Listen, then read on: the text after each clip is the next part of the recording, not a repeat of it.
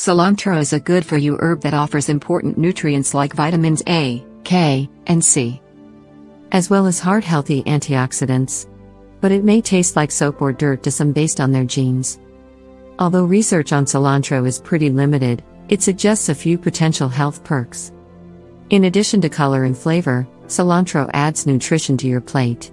A quarter cup of raw cilantro leaves, about the size of a golf ball, provide 16% of the daily value, DV, of vitamin K, which supports bone health according to the National Institutes of Health Office of Dietary Supplements.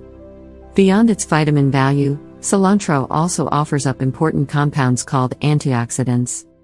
While cilantro has many types of antioxidants, one class, known as polyphenols, is particularly important. Why? Polyphenols may reduce inflammation. Heart health. A review published in Molecules found the herb may have cardiovascular, heart, benefits, such as helping to regulate blood pressure and heart rhythm. The researchers theorize that this is due to cilantro's high antioxidant content. Traditional medicine has long used parts of the coriander plant, including cilantro leaves, for pain, inflammation, gastrointestinal problems, and more. How to eat cilantro?